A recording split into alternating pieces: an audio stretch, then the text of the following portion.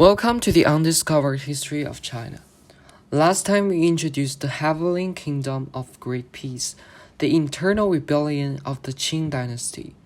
At the same time, external conflicts also had been devastating the Qing dynasty. After the First Opium War and the Treaty of Nanjing, China had been invaded politically and economically. British people thought the 5 treaty ports opened in the Treaty of Nanjing were not enough to gain interest from China. So they decided to negotiate with the Qing dynasty to open more ports. The Qing dynasty still believed they are the most powerful country in the world, and they refused the requirement of Great Britain. So Great Britain decided to launch the Second Opium War. The invading path was similar to that in the First Opium War, from Guangzhou to northern China and eventually arriving in Peking, the capital of China. In 1857, the Earl of Elgin had already led the British and French army to tackle forts in Tianjin, a province between the sea and Peking. The Xianfeng Emperor immediately sent a negotiating team, taking Qin with them. Qin was an expert studying international affairs. He refused to meet the British negotiator, and he was executed. His colleagues finally agreed to the Treaty of Tianjin. However, the treaty at the time was signed by Gui Liang, a senior official. Xianfeng Emperor and the others who opposed him regarded the treaty as Gui Liang's trick, so they did not accept it.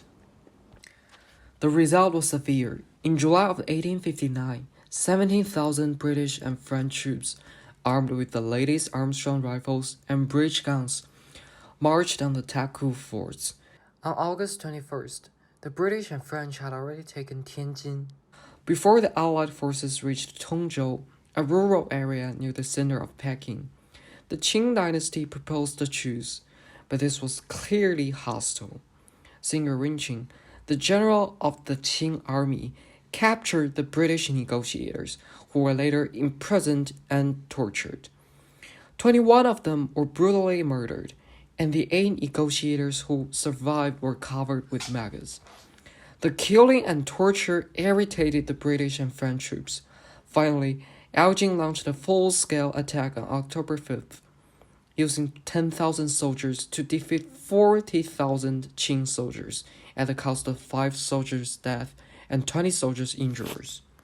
On October 18th, to intimidate and revenge the Xianfeng Emperor, Elgin ordered the burning of more than 200 pagodas and pavilions in the old summer palace. Many treasures such as Chinese paintings, gems, and bronze statues were gone due to the burning.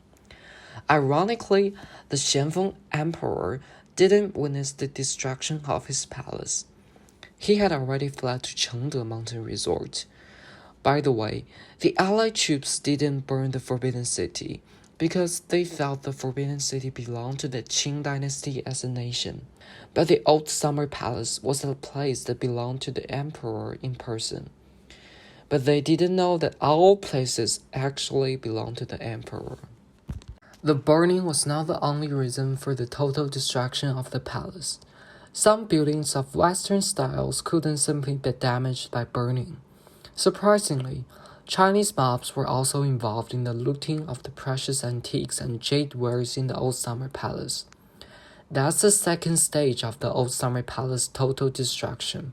Maybe some families were lack of steps, so they went to the place to get some. The third stage of the palace destruction was primarily the damage of the land. After the fall of the Qing dynasty, people went to the old summer palace to cultivate the land, marking the palace's total destruction.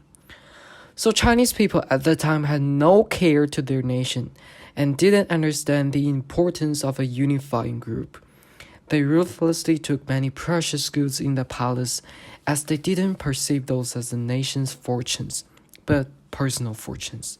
So negotiators assigned by the Xianfeng Emperor eventually signed the Convention of Peking with the Allied troops. Here are some important terms.